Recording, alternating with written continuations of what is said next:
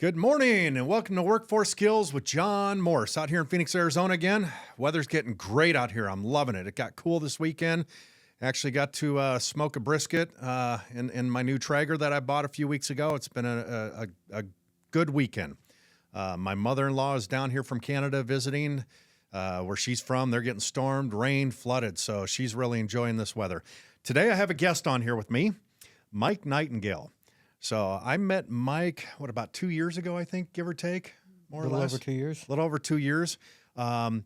He went through our vocational program, went through the painting class, did a great job. We ended up hiring him. He's been with us ever since. And I think over time, he moved from a painter to kind of a crew leader and into our estimating department. So he is now working in the estimating department. How are you liking that so far? I'm loving it. It's a great experience. Okay. For me, it's a change. I've never worked in an office before. Okay. What kind of, previously to working for PHP Commercial Painting, what kind of jobs did you have or what did you do? I've been in construction most of my life. Mm-hmm. I worked for a junkyard for a while. Okay. Just nothing ever made me interested like when I started painting. Okay. What was it about painting that attracted you? Getting to be able to see the final product once we're done. Okay. Gotcha. So when it comes to what you've done over the past couple of years, what has been the thing that stands out to you the most that's driven you to continue to excel, continue to stay hungry and be in that beast mode every day? What drives Mikey? So I've been in recovery for the last 4 years. And being in recovery, that's what keeps me going. Mm-hmm. And just the being uncomfortable in life, that's what keeps driving me. Being with my family, being able to have the people I have in my life now, it's just something big that keeps driving me. Okay. So when it comes to recovery, I assume you have a sponsor. I do. Okay. Are you now sponsoring other people and helping them through their recovery? Not as much as I would like Okay. due to my busy schedules, Okay. but I do sit and talk with people. I actually go back to the place I came from New Freedom, Okay. and I talk to the painting class on a weekly basis Mm-hmm. and help them stay where they're staying in their recovery. You've actually helped us hire quite a few people out of there recently, so it's working well, right? Yes. Okay. When you go back there and knowing that you came through our vocational class, through the program, there's a lot of recovering addicts and other people from different backgrounds. What do you look for when you're now going there to find an employee to work for us? What stands out to you? I look for the hunger and the want to change their life. Mm-hmm. If you're not wanting to change your life, I can't really do anything with you. Mm-hmm. And that's sad. I've hired a couple out of there that have failed us. Mm-hmm. They've gone back to using, and it is what it is. They failed themselves. They did. Basically. It's interesting when I look at when we were teaching a class and we would have 25 new people every class we had, and I'd see the hunger in these people.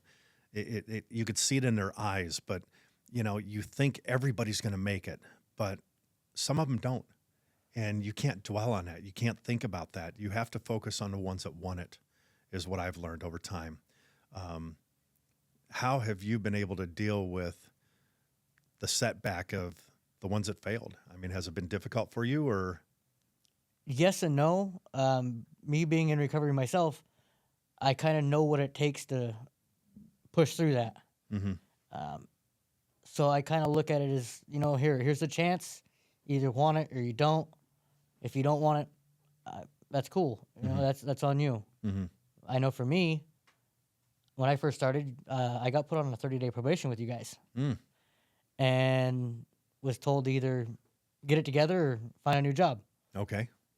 And I pulled my head from Out somewhere. The dark side. Yeah, and pushed through, and I've gotten to where I am now. Okay.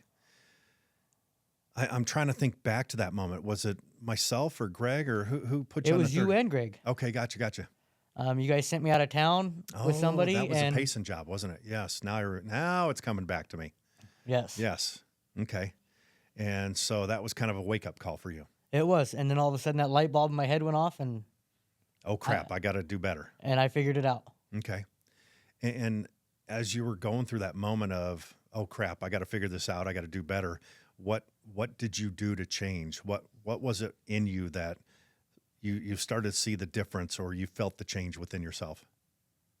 Well, I was trying to have girlfriends at the time. Mm. Instead of doing 6 months of just focus on you and your career. Mm-hmm. And so once I got rid of them, I was able to focus and They were dedicate myself. they were the distraction. They were. Yeah. I noticed that with a lot of men and women that come out of the program and through our vocational. And one thing for you people out there listening, one thing I try to get through to a lot of these guys, and I've seen it because from experience of watching them and learning of what they go through, is when you come out of a 90-day program, whether you're coming out of prison, off the streets, out of a rehab, and you're trying to get yourself better, you're trying to get to where you need to be. When you get out there and you start working a job, focus on you and your job for 6 months. Don't focus on all the distractions. Don't try to find a girlfriend or boyfriend. Just focus on you and what you need to do to better yourself. Because I'm telling you right now, the ones that can do that for the first 6 months, focus on themselves and their job, they are 90% more successful. It's proven every time. You've seen it with guys working for us. I have, with myself included. Mm-hmm. I've been single for a while now because I can't find anybody that's on the same path I'm on. Mm-hmm. And that's what I'm looking for in somebody, is somebody that's dedicated to where their career, their life, and changing their life and making it better. Mm-hmm. No, I'm a firm believer. Even like with my wife, we're on the same page. I've got a path with the business, what we're trying to do. She understands that, and you have to get on this train and ride this with me of the direction we're going to be successful. And the people on the train with me, they're going to be successful with me, is how I look at it. So you need to have somebody that has the same goals, the same mindset as you, that wants that same success.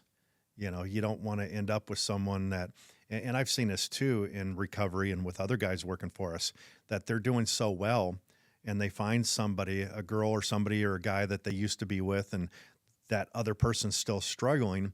And then they think, well, I'm going to be with them because I can help them get back on track. And the majority of the time it drags them back down too. It very well does. Mm-hmm. That's something I've seen being in recovery. Mm-hmm. I did sponsor a couple people out of that work for us, and I watched the path they went down, and some are successful, some aren't. Mm-hmm.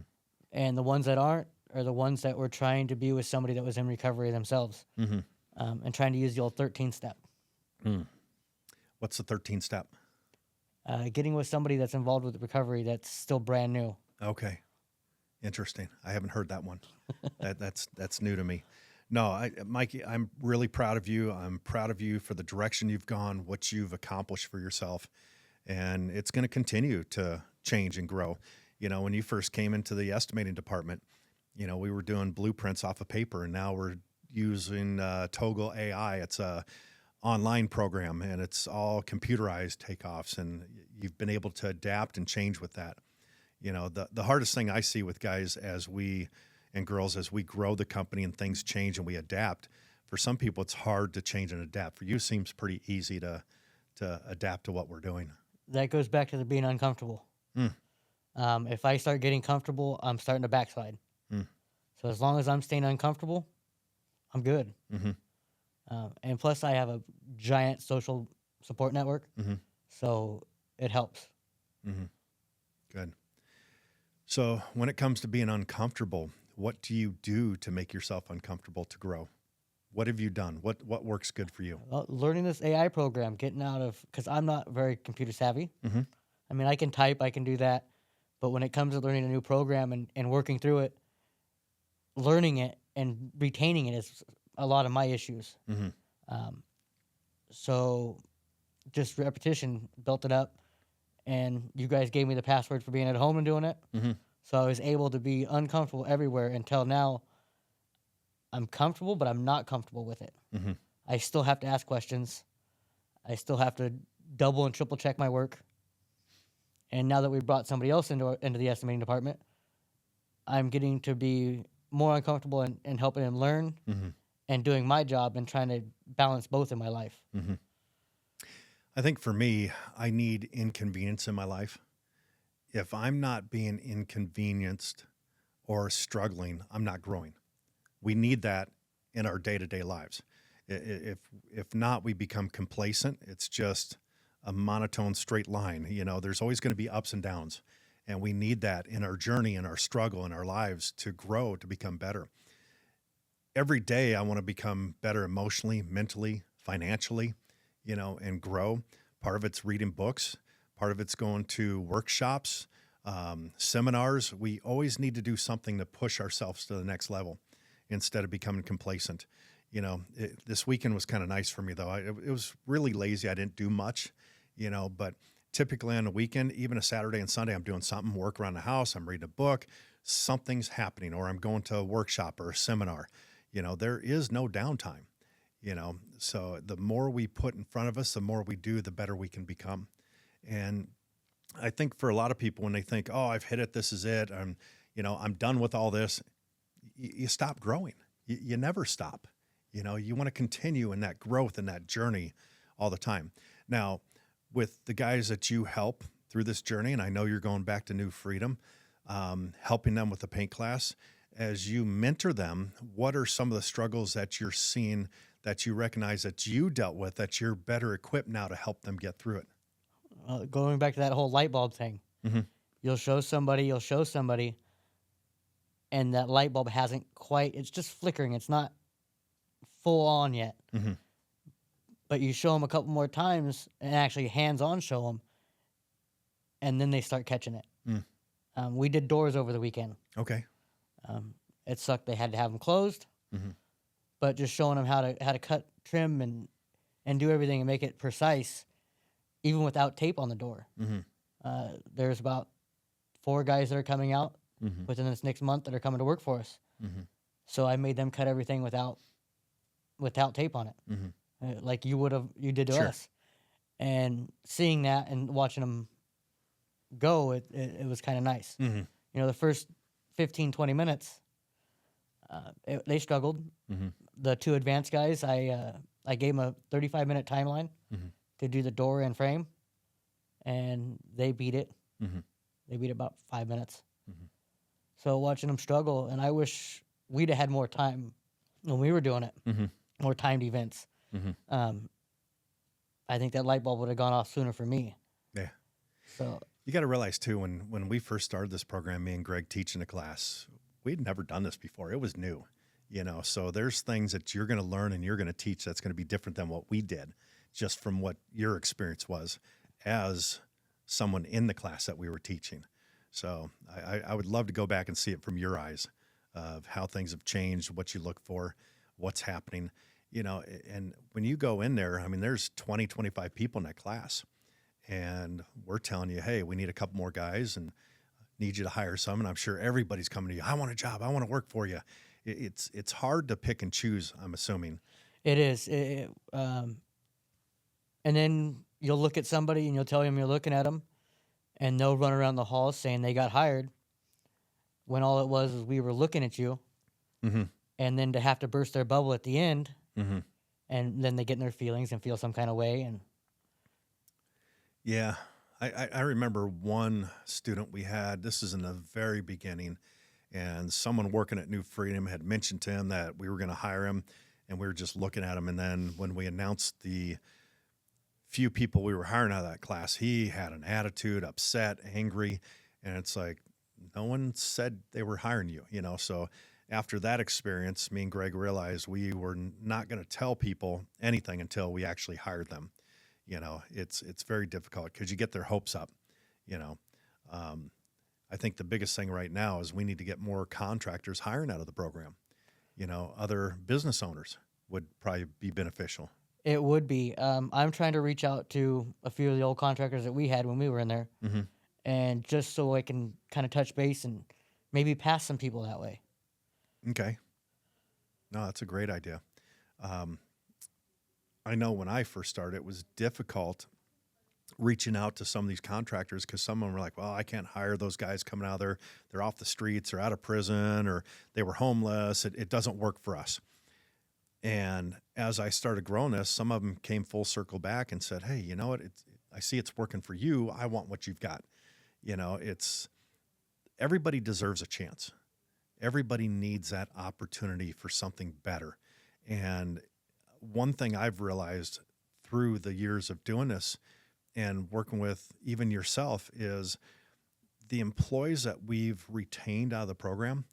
I'm telling you, they're 10 times better than half the people that walk through our front door looking for a job. It's the dedication, the loyalty. I mean, you're one of those guys working for us that came through this.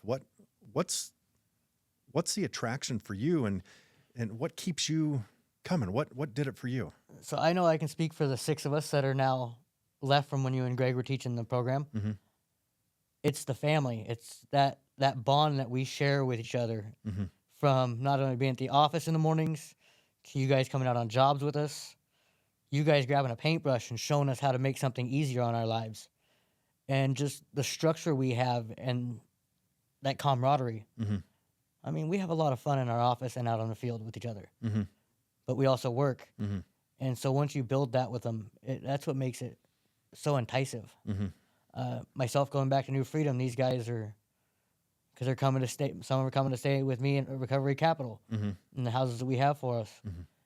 So they're looking at that camaraderie and that leadership that we're showing them, and it's just building them up. I think that's one thing that helped. You mentioned the halfway house, basically, that the guys live in. And I think that's key to a lot of guys, because when they go through this program, part of it is they're questioning who's going to hire me because of my background. Where am I going to live? I don't have a place to go. And we've kind of solved that problem. You know, if guys and girls could just look at this situation and say, okay, holy crap, they're giving me a job. My rent's minimal a week. You know, I got a place to sleep. They're helping me get to and from work. I mean, geez, we helped you get to and from work, I think, for a year before you. Almost. Yeah, almost a year before you got your license and vehicle, right? It was about 8 months you came to me and told me by my year I had to have my own license or find a way to work. Mm-hmm. So I've carried that with Okay. these guys coming out of New Freedom. Yeah. I've told them, hey, you guys have 8 months, whether you have a DUI or what you have, Mm-hmm. you have 8 months to get a car and a license. Mm-hmm. That's something that we want. And all of them have taken it really well. Good. And you've got a couple in the house right now that have lived there quite some time, that have come out of some of our classes in the program that still don't have a license or vehicle. What are you doing to motivate them? Obviously, I helped motivate you and kind of pushed you. It's kind of I ask them every other day or every day, just, hey, when are you going to get your license? Mhm. You know, you want that raise. I know if you get that license, you get that car, that raise is going to come a lot sooner. More money. And so they're taking that. One of them has told me by the end of November, supposedly. Mhm. He keeps telling me this every other month. But he's trying. And I understand where he's coming from with the DUI thing. I was lucky enough to find a car to buy outright Mhm. from some of our previous employees. Mhm. So I got blessed in that sense. Some of these guys don't want to do payments, and I don't blame them. Mhm. That's tough to do payments and then spend all the money on the interlock system. Mhm. I actually just got that out on Saturday. Congratulations. How long did you have it in your A vehicle? year. Interlock device for a year. Man, that had to be a good feeling to get that thing taken out. Great. Oh, I bet.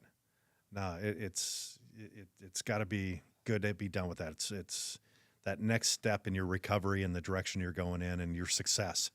So so we look at 2 years ago, met you in the program. You're now an estimator for us. Where do you see yourself another 2 years from now? What's Mike's goals, or what's in the future for you? So my professional goal for the next 2 or 3 years is I want to become our lead estimator. Okay. I want to run our estimating department, and that's my goal, Mm-hmm. is to get to there. I mean, it's going to take a lot of sacrifice, a lot of hard work, Mm-hmm. but I've sacrificed so much already Mm-hmm. that with a little bit more. And I noticed you're in the office before the other estimators every single morning. You're one of the first ones in there. You're grinding every day. You're pushing yourself. You take work home with you. You know, you just don't stop. It's I can't. yeah. I mean, if I stop, I have that feeling that I might backslide. Mm-hmm. And I don't want that. And prior to meeting us, you weren't this type of person.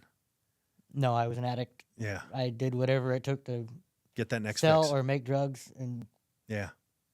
I'm over it.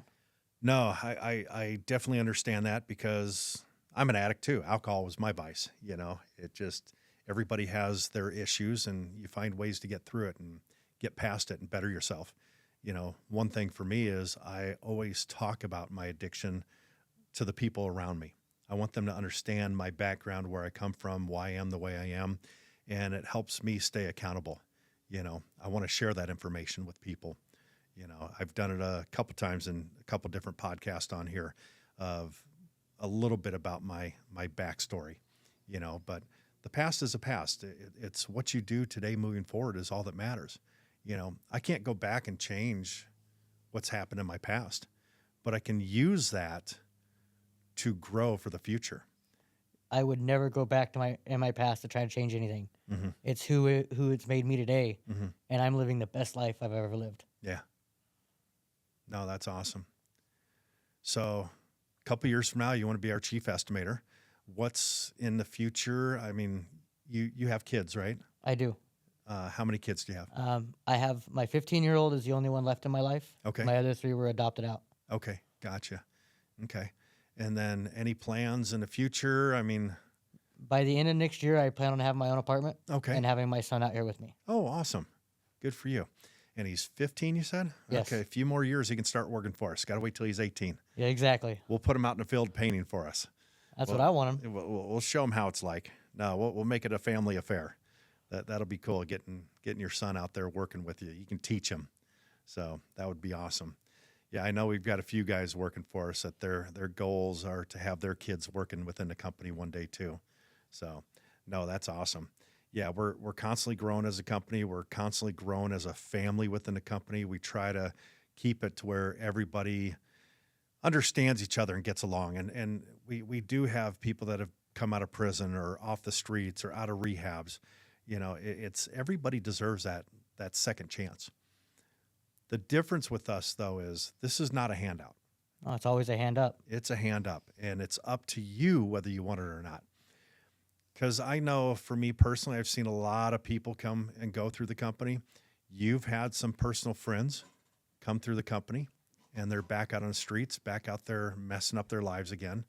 That's got to be difficult on you to see that and know about that.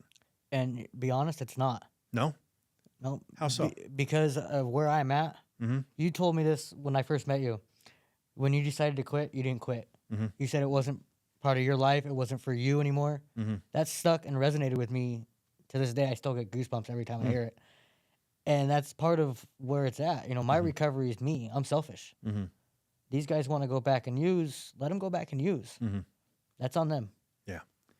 No, it's interesting because there's, out of the ones that have come and gone through the company, I've forgotten half their names. Once they're gone, I forget about them. I focus on the ones in front of me that still want it, like yourself, that are still striving for something better, to do something more in their lives. That's what I'm looking for. In the beginning, it was a little difficult for me, seeing some of these guys fail and feeling like, what could I have done differently? And I think at the end of the day, there's nothing myself or even you can do to help these guys. They have to want it for themselves. We can show them the way, we can guide them the right direction, but if they don't go that way, we can't change that. So the last one we let go that lived in the house with me, I gave him numbers for New Freedom and a couple other recovery places so he can go get help. Mm-hmm. And he decided he didn't want to. Mm-hmm. He wanted them to call him. Mm. Well, that's not how it works. Yeah. You've got to want it, or it's not going to happen. Mm-hmm. No, it's. I think some people, they hit the rock bottom. I think some people need to hit rock bottom multiple times to finally see the light and realize where that bottom is. I've hit rock bottom a couple times in my life, and I pulled myself back up. I never want to go backwards again. I'm at a point in my life now to where there will not be another rock bottom. In business, hell, I could lose everything I've got now and financially everything. I'll start over again, but it won't be rock bottom like I've had in the past. My addiction is in the past. It's never going to be a part of me. It's not who I am, and it's funny you say that because I did quit at one time, but the last time I didn't quit. I just accepted this is not who I am. It's not who I'm going to be. And I think if more people could look at it in that sense, in that light, it would be easier to move forward, instead of just saying, I quit, And some people need to go to AA or NA groups, and they need a support system. Other people, they're strong-willed. They don't need that. You have to figure out what's going to be best for you. And I'm sure you've seen that in recovering with the guys you work with, that everybody's path is different. What one person does in their path of recovery doesn't mean it's going to work for the next person. But the one consistent is that support network, that group of people you can talk to. Like, I know if I have issues, I can come talk to you and Greg, Always. Isaiah or John, anybody in the company. And then plus I'm part of the Phoenix. We do a lot of recovery and sober activities. And I have a bunch of people in there that I talk to on a regular basis. And what is this group called? It's called the Phoenix. The Phoenix. It's an app on your phone. Okay. We do all kinds of things all over the valley. What kind of activities? What's it consist of? We went floating down the Salt River once. Okay. I know every Monday night in Scottsdale there's volleyball going on, sober volleyball. Okay. I've been paddleboarding with them, Okay. rock climbing, hiking. There's just so many different activities. Pickleball. Okay. And how many people are in this group or a part of this? So this group is nationwide. Oh, wow. So anywhere you go, you can get on the app and do a sober event if you're out of town. And it's called The Phoenix. And The Phoenix. And it's nationwide. Nationwide. It's free for you to go to. Okay. I'm a volunteer for them as well. Okay. So when I say my schedule's busy, It's busy. it's busy. Yeah. Okay. So if somebody out there right now listening wanted to be a part of that group and they're trying to stay sober and they want to be around other people like that, they just need to find the app, The Phoenix, download it, and they can connect with other people like yourself. Yes. Anywhere in the country. Okay. Anywhere. That's awesome. So you mentioned paddle boarding. Is that where you stand up on the board and you paddle? Yes. How'd you do at that? I did great. You didn't fall down? No, Not once? not once. Come on now, be honest. I got balance. Okay. See, I'd be worried. I'd be falling on my ass nonstop. And plus it was on Tempe Town Lake. Oh, that's easy. That's calm. Okay. No, that'd be an easy one to do, I think. So I don't know. We got to try it. I don't know. I do want to go tubing down the Salt River one day with you. So we got to try that next summer. Get a group from work and go do that. No, I think that's a great thing. The Phoenix, the app that they can do for people who are trying to find other people that are sober and sober activities to do. What other things are out there that people can do if they're looking for ideas to stay sober and connect with other groups? Is there other things out there? There's meetings. There's try to go volunteer at, like a soup kitchen or a clothing drive or something like that to help. And you can see where you are and where you don't want to be. You can drive down the street and see where you don't want to be every day. Of course. Especially downtown Phoenix, there's some bad areas. Very true. Yeah. I know with the Phoenix for Halloween, they're having a Halloween party. Oh, cool. Where's that going to be held at? The Spot Okay. on, I think it's 35th and Northern. And what is the Spot? It's a sober lounge. Okay. What do they do there? What's it consist of? They have a pool table inside. You can go in there and watch the games on the weekends. They host meetings. Okay. Little concerts. They do all kinds of. Really? Oh, that's awesome. I think I've heard of that before from different people. Never really knew what it was. So that's cool that there's different locations and activities out there for you guys to do. If somebody is struggling out there, there are people out there that can help you. There are groups out there, just sitting here talking with Mike about the Spot and the app called the Phoenix. If you're somebody out there struggling and you need help, you don't have to do it alone. There's a network of people out there that are willing to help you, get you help, and get you the right direction. It's interesting the amount of people that I've met over the years, like Mike, that have gone through our programs, and it's a flood of faces and memories and names going through my head right now of everybody, and it's tough when somebody doesn't make it. It's tough when we see somebody fail out there, but we can't focus on that. We have to focus on the ones that want it, the ones that want to be successful, the ones that want to stay sober.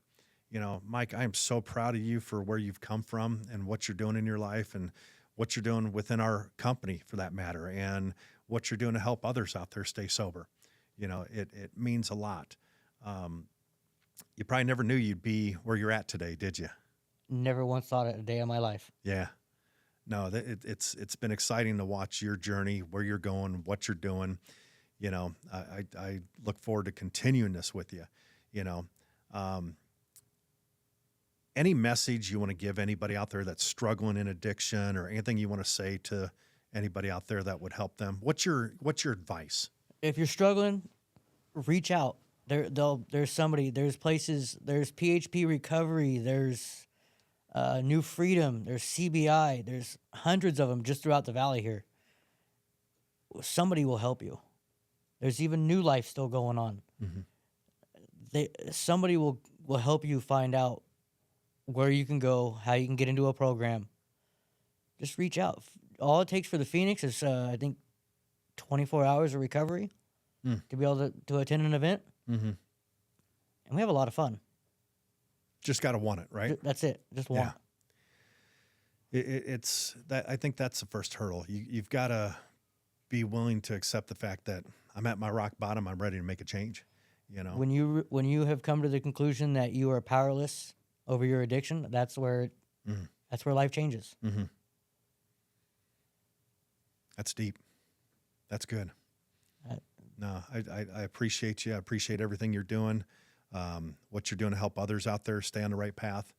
I am so honored to have you part of my life and part of my journey, that we've been through and continue to go through. I can't wait to see where we're at many, many years down the road together and what we accomplish. Oh, you already know you're never getting rid of me. I know. I'm stuck with you. I'm You okay fed with that. Yeah, I gave him a meal. He just won't leave. No, you know what? It's been a great journey, and it's still continuing. This is just one chapter. There's many more to be written and many more to come. So it's been very cool. So for any of you out there that need help, that are looking for something better, something more, reach out to us. Send us a message. We're going to help you get the help that you need. We're going to send you the right direction. But it starts with you. It starts with you wanting to make a difference. I know on here, we talk about workforce skills with John Morris and what do we need to do to be better employees. But this whole journey with me started in a place where Mike came from, at a place called New Freedom. And the journey started there, helping guys off the streets, out of drug rehabs, out of prison, see that there is something better out there. And it's amazing the difference that it's made in so many lives. If you want to be a part of this, or you want to find out how to start a program like this, reach out to us. We're here to help everybody. We all have faults and we all have problems in our lives, but we need to know where to reach out. And that's what we're here for. We're here to help you. We're here to guide you. We're here to make a difference. This podcast isn't for me. This is for you.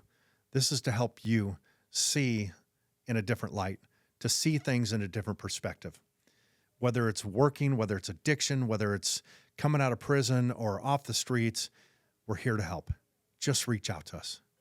Once again, thank you for joining us. Stay hungry.